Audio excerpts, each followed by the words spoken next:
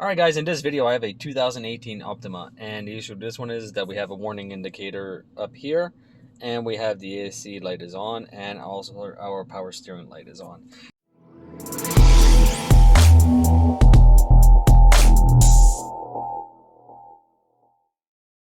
So I thought I'd bring you guys along. We'll take and we'll diagnose this together, and we'll see what we can find. So the first thing we're going to do, obviously, is we're going to go ahead and we're going to scan every single system onto the vehicle for faults. And then after that, we're going to take and see what our fault codes are. More than likely, we're going to have some active ones, and there might even be some history ones, but we'll see what's going on. Alright, so everything's finished scanning. As you can tell, we have an ESP, CAN timeout to SAS active, and we have a steering angle sensor fault. That is active front lighting system, sorry, the AFLS. So what we're going to be doing is tackling the issue with the steering angle sensor. So as you can see, we have a CAN timeout to the SAS. So the first thing we're going to do is that we're going to go back to the home. What we're going to do from here, we're going to go to data analysis.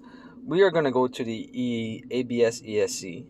And we're going to go see what's going on with our data onto our steering angle sensor. Now, if it's a very, very high number onto this, more than likely it's because it is not communicating. And I don't know if you guys see down here. I'll bring it up.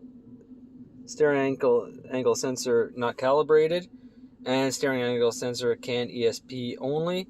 We're at 3,277 degrees. Now, I don't know about you guys, but that seems to be a little excessive for me, especially since in a complete circle, you're only supposed to have 360 degrees. But, so if I take and I turn this, we see that there is absolutely no change going on onto the data. So that is telling me that there is probably no communication going on. So what we're going to do now is that we're going to take and we're going to grab the wiring diagram. We are probably dealing with a CAN fault onto the steering angle sensor, which, to be honest with you guys, this would be the first one in my whole entire career with Kia.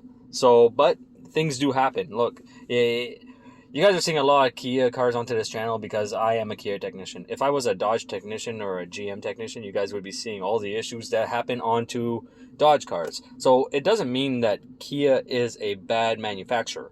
It just means that I am doing mainly Kia cars. So, like I said, it doesn't mean that the cars are bad. It's just that when you're focused on more of one brand, you're going to see all the issues, and I'm trying to bring them to you guys. So if you guys ever see these issues, you guys can diagnose them yourselves. So, with all that being said, let's get going on to continuing the diagnosis with this car, and we're going to see where it brings us.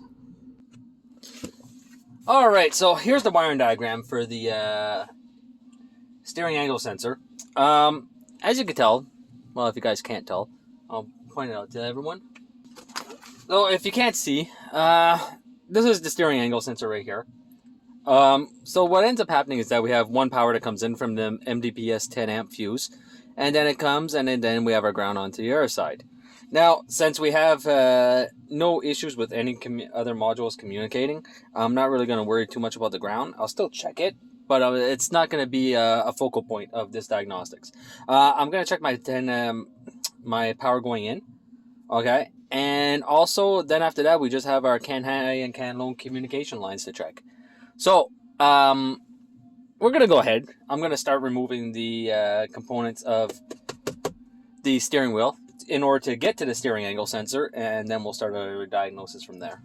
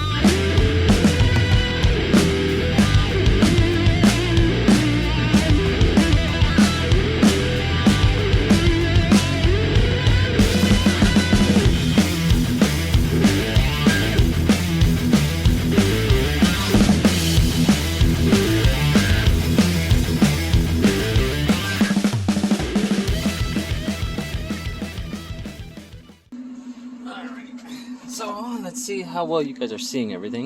You guys are seeing everything pretty well. Add some more light. So, steering angle sensor is this guy. Oh, he's right here. We have 4 wires. We have a black, a pink, and a white, and a brown. Okay? So, we're going to take and we're going to check our powers and grounds first.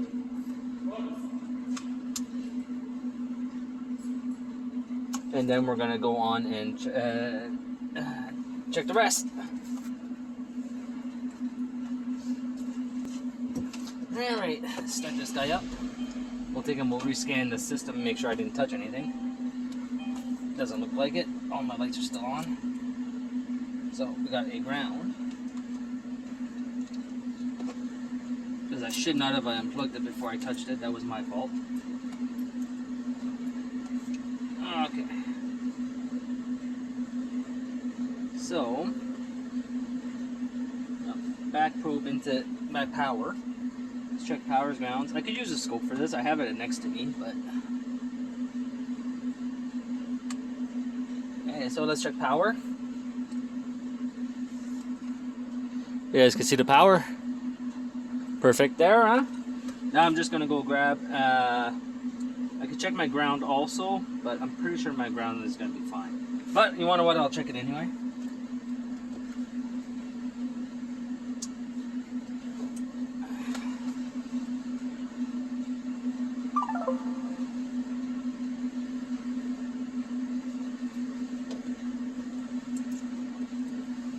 One more pin. Now we'll check our ground. Which is right there. Ground. We are good on ground. Nothing wrong with that. So now we need communication. So communication for this is done by CAN. Now your CAN has a bias voltage of 2.5 volts and your CAN high will rise to 3.5 and your CAN low will rise to approximately 2.5. Now the thing is that when you're dealing with a CAN line, everything that is onto that CAN line is transmitted to every single module, and it's the module's responsibility to take and distinguish the messages that it's supposed to receive. Now, since every single message is sent onto the CAN line, you can't really diagnose a CAN fault with the CAN line plugged into the component, if anybody understands what that means. So what I'm going to do, I'm going to take and I'm going to hook up the CAN high, CAN low to the scope. We're going to take a look at that. But we are going to be seeing the communication from all the other modules to the CAN high, CAN low system. Okay? So we'll be seeing the data packets along the CAN high and CAN low. So after that, what I'm going to do is that I'm going to try find the exact same pins that go into that connector with 2 wires. And we're going to take and we are going to plug those wires in, and we are going to take and verify to see if we have any signals coming out of the module. Now I'm suspecting that there will be no signals coming out of the module, but this is just a quick way to verify that. So basically what you do is you take and you unpin your pins from the module, your suspect module on your CAN high, CAN low side, and then you put 2 pins in onto your CAN high, CAN low, hook up your scope and see if there's any signals coming out. Now sometimes it might just be a check signal that you might be needing, so all you have to do is take and turn the car off, turn the car back on, and it should have a wake up signal when the car turns on. So with that wake up signal, you'll be able to see it if it is transmitting any data. If it's not transmitting data, you'll have a flat line across the whole system. So that's what we're going to do next, but it's lunchtime time right now, so we'll do that after lunch. Alright, it's after lunch. We're going to take and plug up the maxi scope to the CAN line. I already got the wires hooked up for the CAN. I just turned you guys on now. I'm going to finish plugging everything in. And we're going to see what is going on with our CAN system. Channel A.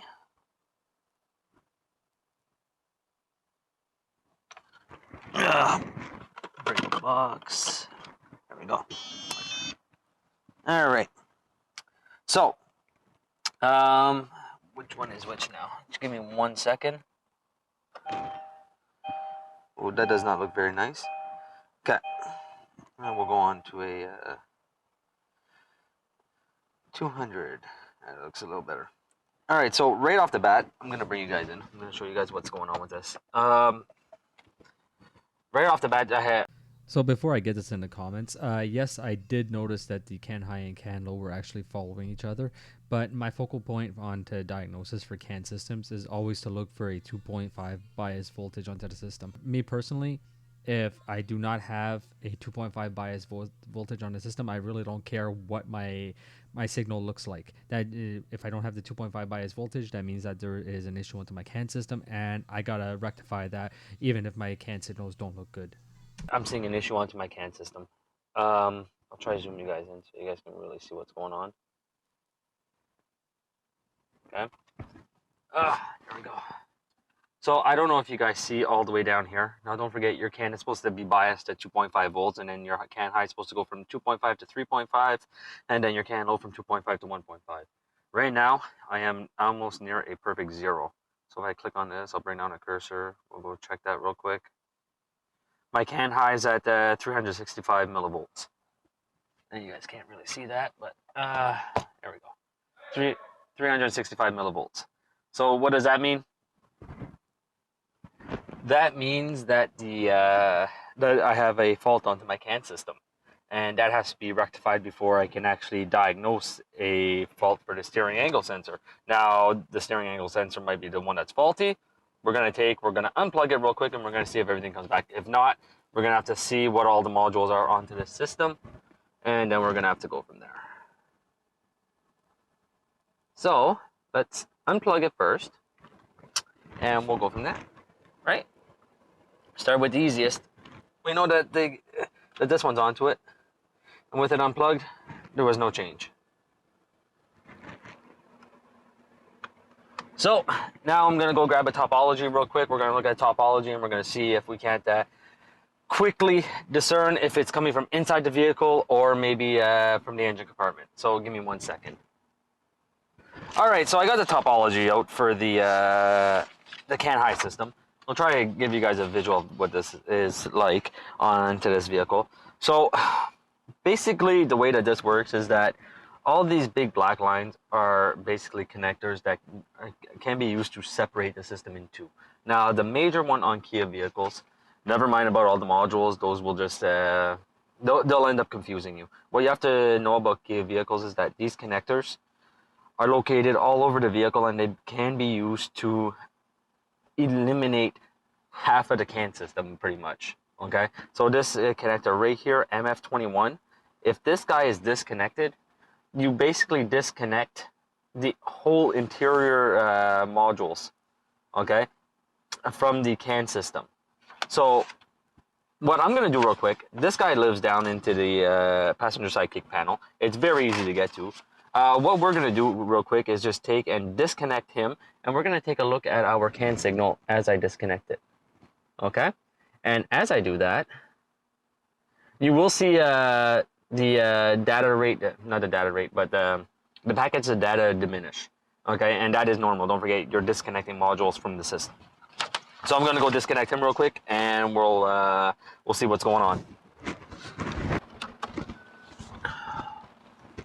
So, I don't know if you guys seen that, but basically my communication is restored onto my CAN system. I'll stop this right here real quick. We'll go back up.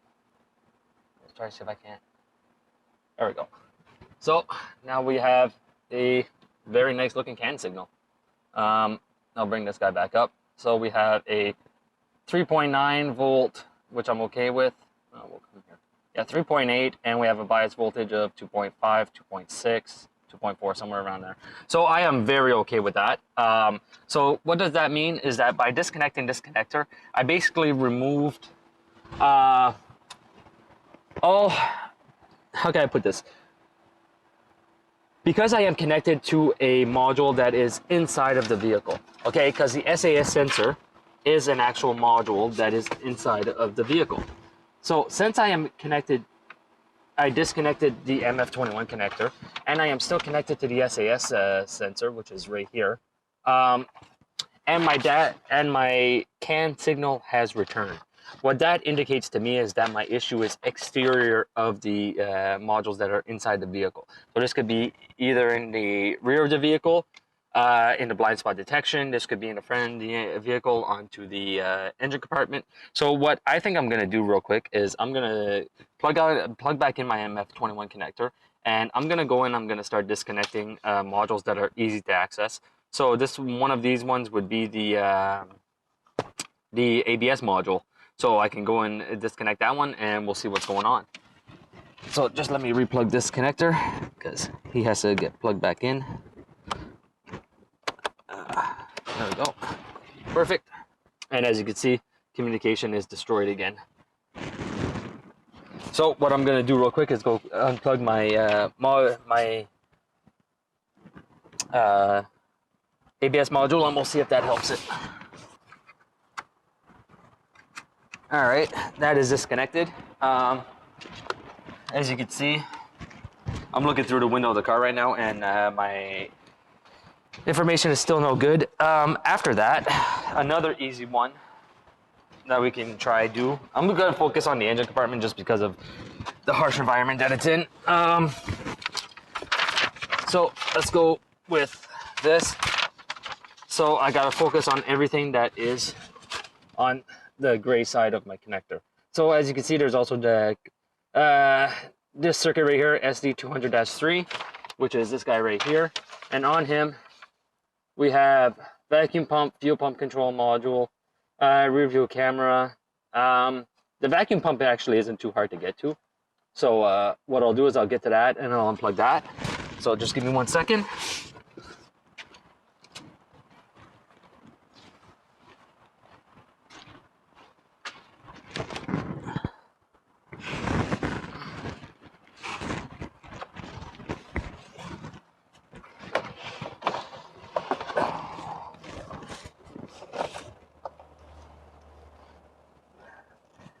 Get to this.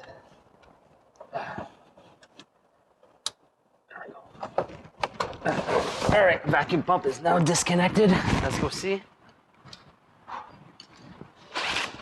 And look how nice that looks. So I think we found our issue. It seems to be the vacuum pump that is actually defective onto the car.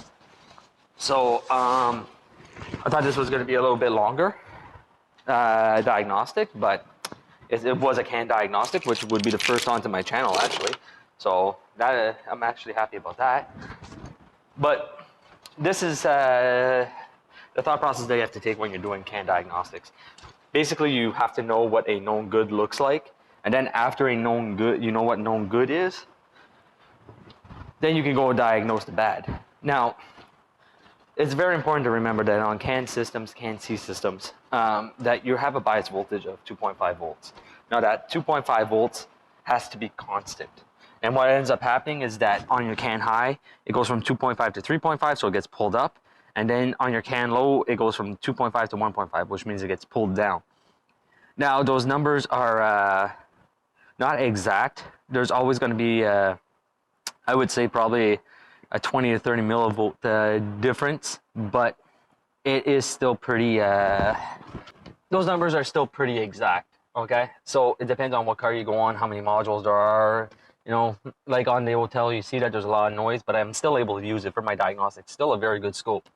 So, yeah, so just remember that anytime that you unplug modules from the system, your data packets will shrink because those modules are no longer communicating, okay?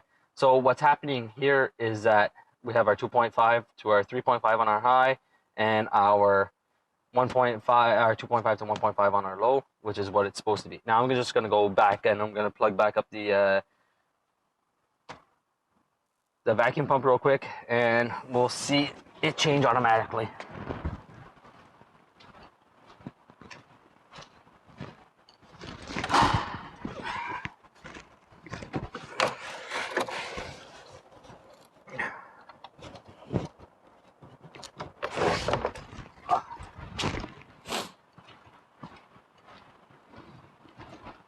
There we go. So that's it for this video. I hope you guys enjoyed it, and I will see you guys next time.